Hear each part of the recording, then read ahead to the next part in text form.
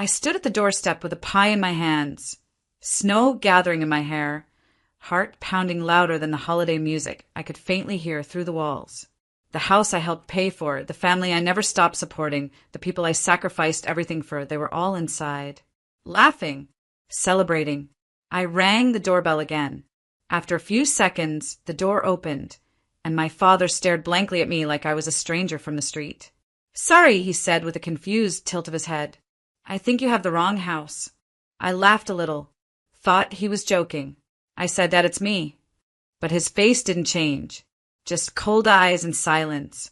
"Seriously?" I asked. He shook his head once. "We're having a private gathering. I don't think you were invited." I took a step back, stunned. I wanted to believe it was a mistake. Maybe they were pulling some ridiculous prank. But the way he stood, firm, indifferent, told me everything.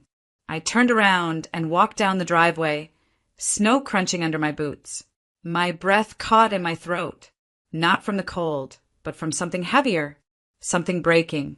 Seconds later, my phone buzzed. It was my brother. "Layla," he said, "don't be upset, but we couldn't let you in." I said nothing. He continued, "It's just things are already tense. You being there would have made it worse." I said one word, "Understood." And I was about to hang up when he didn't. His voice carried on. "She still thinks helping with rent means she's automatically included." Someone laughed in the background. My dad, probably. Or maybe my cousin. I couldn't tell. I didn't care. I stared at my phone. My ears ringing. My face numb. I had helped with rent for 3 years. Covered utilities. Paid off the heating bill last winter when Dad said his pension hadn't cleared. Gave my brother money for books. Helped with groceries. Paid for Dad's medication when insurance failed. Not once did I ask for anything back. Not once did I hold it over them. Not once did I think I had to. But apparently I was just the help, not the family. That night, I sat in my one-bedroom apartment, the one they mocked for being small but expensive, and I opened my laptop. I logged into every account I shared with them. The rent auto-transfer? Cancelled. The joint grocery card? Blocked. Streaming services? Logged out from all devices. Their emergency contacts? Changed. I didn't say a word. I didn't send a single message. No angry texts. No emotional confrontations. Just silence. The kind of silence that echoes. My name is Layla, and from wherever you're watching this video, stay with me. Because turns out being useful doesn't mean being loved, and being loved doesn't mean being respected. I wasn't always the outsider. At least, not at first. When Mom left, I was 13. My brother, Adam, was 7. She packed 2 suitcases and kissed our foreheads like she was heading out for groceries, not disappearing for good. My dad didn't chase her. He just lit a cigarette and said, "She was never built for responsibility." Then he sat on the couch and didn't move for hours. That was the first day I cooked dinner. It wasn't good. Overboiled rice, burnt eggs. Adam still said thank you. By the time I turned 16, I was waking up at 5 a.m. to work a bakery shift before school. After class, I cleaned houses. On weekends, I babysat for families who looked at me like I was charity in motion. All while Dad stayed home. Depression, he said. Bad back, he said. No one argued, because no one else was there to pick up the pieces. Except me.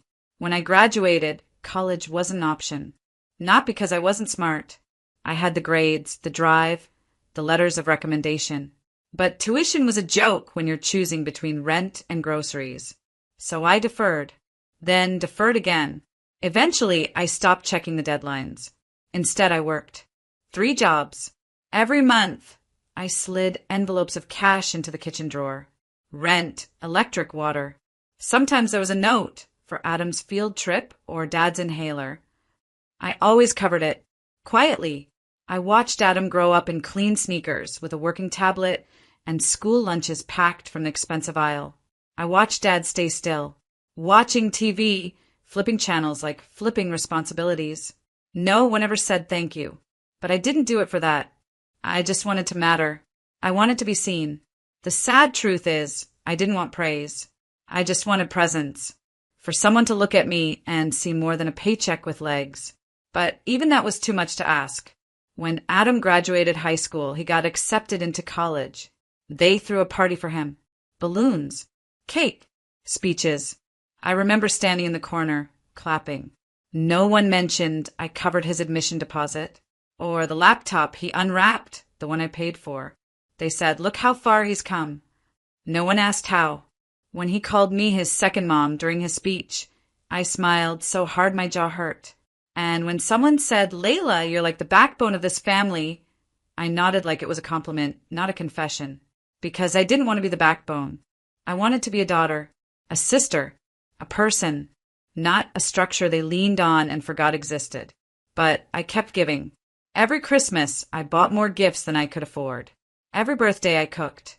Every emergency, I was first to show up. Because I thought, maybe if I gave enough, I'd finally be enough.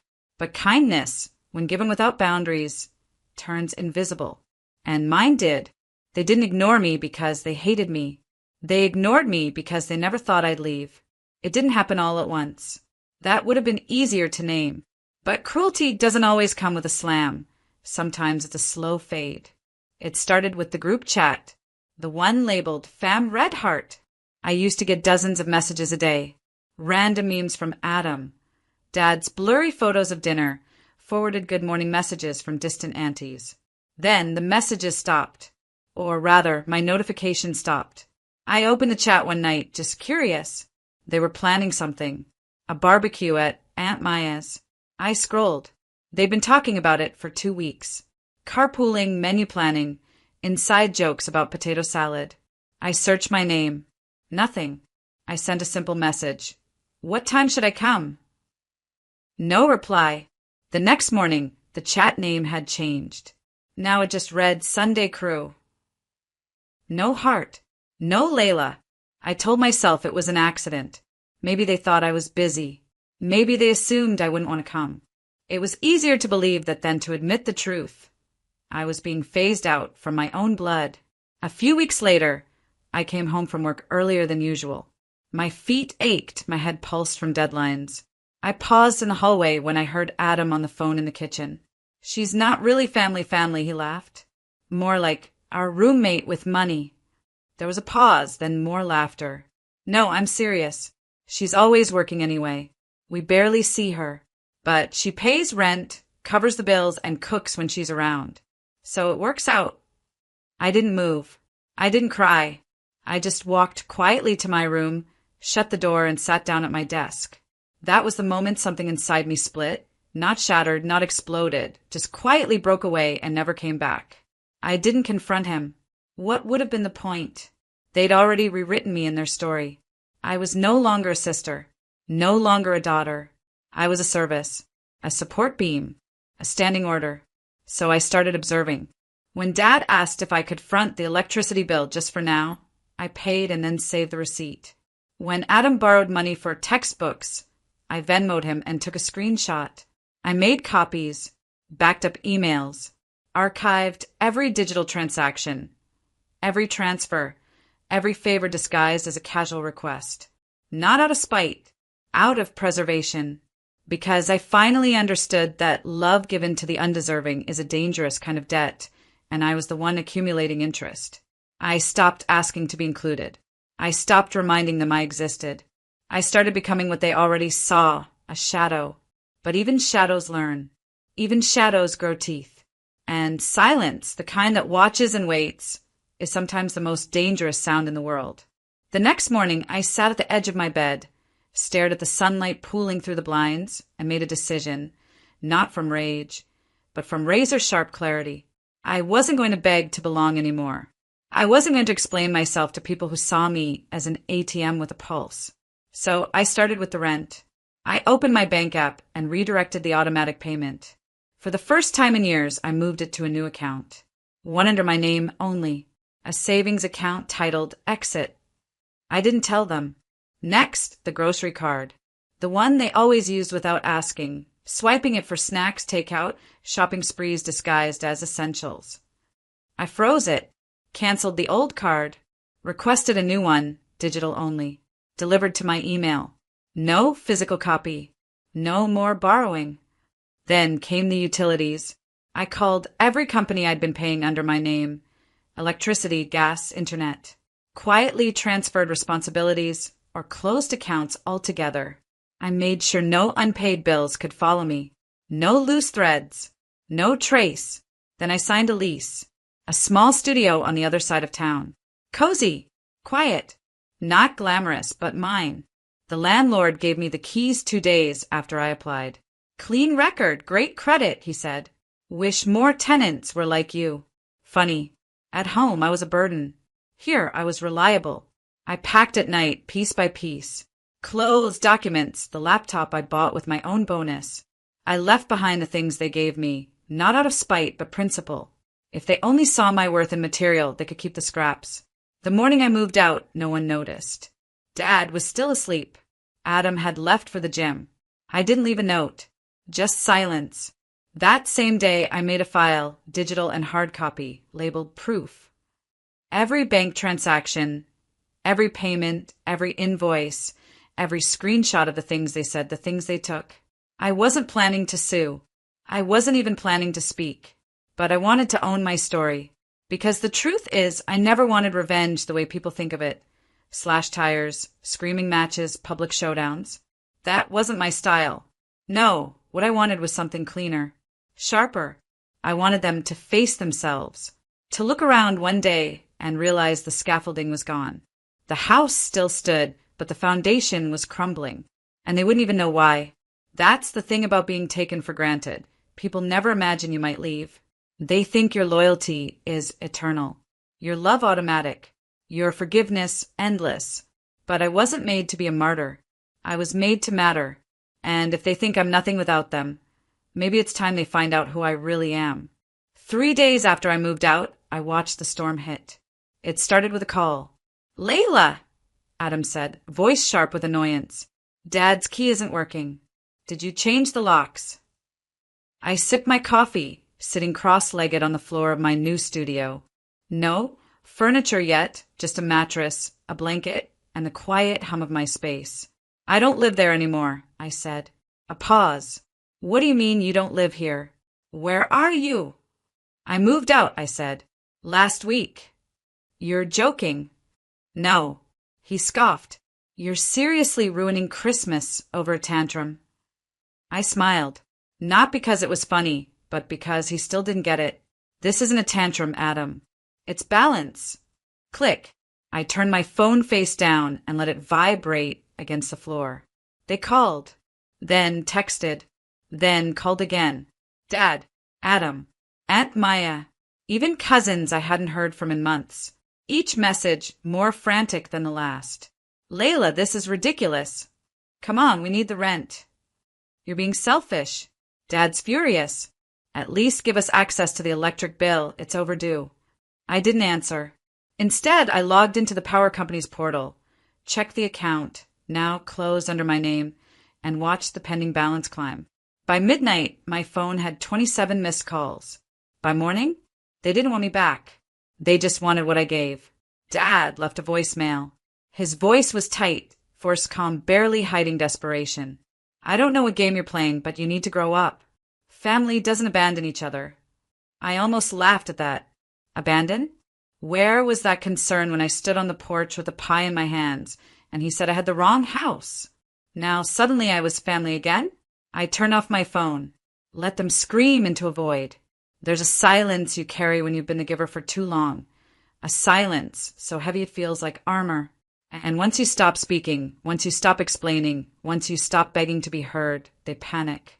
Because silence means power has shifted. They can't argue with a wall. They can't manipulate a ghost. And that scared them more than any fight ever could. I spent that day folding laundry in peace, walking to the corner store, buying a candle just because I liked the scent. Small things. Ordinary things. But they felt mine. I didn't post anything online. No cryptic messages. No clapbacks. Just silence. Because the best revenge wasn't proving them wrong. It was showing them they never even knew who I was to begin with. They saw a wallet. I became a wall. And the calls kept coming. It took exactly 13 days for everything to start falling apart. The first was the power. Aunt Maya called me. Not to ask if I was okay, not to check in, but because Dad had called her in a panic. "The lights just shut off," she said. "Your dad says something's wrong with the account." I didn't bother explaining. I simply said, "I'm not on the account anymore. They'll have to call the company." Click. Then came the landlord. An email landed in my inbox. "Hi, Layla. Rent for this month hasn't been received. Is everything all right?" I smiled. He still thought I lived there. I replied, attaching the signed lease termination letter and forwarding the final payment receipt. Simple, professional. "Please direct all future communications to Mr. Farouk and Adam Khan. I am no longer a tenant." An hour later, he called them. I heard from a friend of a friend that Dad flipped. Said I'd blindsided him. Said I was acting out. But it wasn't a performance. It was the first time I stepped off their stage. The cracks deepened. Adam's tuition payment didn't go through. The grocery card stopped working. Dad's medication refill was declined at the pharmacy. They tried logging into the Wi-Fi, only to realize the account was closed. One by one, the threads I'd been quietly holding unraveled. I wasn't there to watch it happen. I didn't need to be. Their silence had always been loud enough. Now mine roared. That weekend, a family gathering took place. Photos trickled onto social media. Poses, plates, plastic smiles. But in every comment section, there it was, "Where's Layla? Did she take the photo? No tag for Layla?" I didn't respond, but they saw it. The questions, the absence, the shifting tide of attention. Monday morning, Adam called. Again. This time he didn't sound angry. He sounded small. "Layla, please," he whispered. "We need to talk." I let him talk. He stammered about confusion. Said things were blown out of proportion. That Dad was just stressed, and you know how he is. Then the kicker.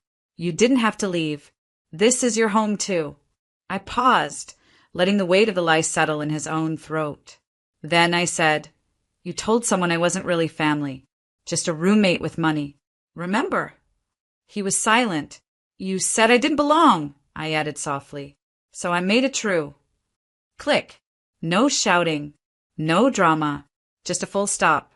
They thought I'd always be there, always giving, always loyal, because love to them was supposed to mean sacrifice without limits. But I'd learned something they never taught me. Love isn't real when it costs you yourself. And family that only shows up when the light's off and the fridge is empty? That's not family. That's a transaction. And this time I was done paying. For the first time in years, I woke up and didn't feel like I owed anyone anything. No errands waiting.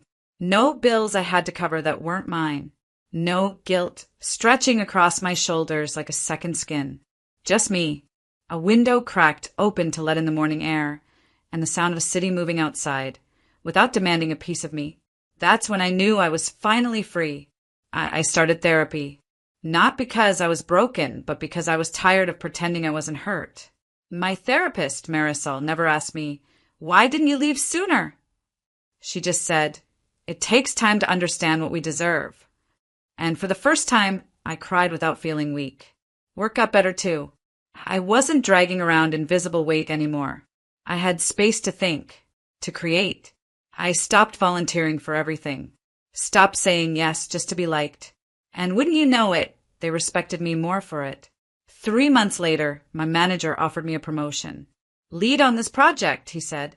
"You've got the steadiness we need." Steady. Not stuck. Not struggling. Just steady. It felt good. I found friends too. Real ones. People who didn't just call when they needed a ride or a bailout. People who asked how I was doing and actually waited for the answer. There was a woman named Cam, a single mom from my yoga class. She once said, "You have the energy of someone who knows what silence costs." I smiled because I did, and she became one of the first people I led into my new place. It was mine, all mine. A 1-bedroom, second-floor apartment with a slanted ceiling and creaky floorboards. But it had plants on the sill, warm light in the evening, and a door that only opened for people I chose. I painted the walls soft green, bought second-hand furniture that still smelled like someone else's memories. But I made a home. And for the first time, home didn't feel like a performance. It felt like a belonging. Then one night I wrote something. Just a short post. A few paragraphs about growing up in a family that used love as currency. I called it The Cost of Being the Strong One. I hit publish. I didn't expect anything. But within days, the post spread. Hundreds of women commented, shared their own stories. I thought I was alone, one wrote. Another, you put into words what I couldn't say out loud. So I kept writing.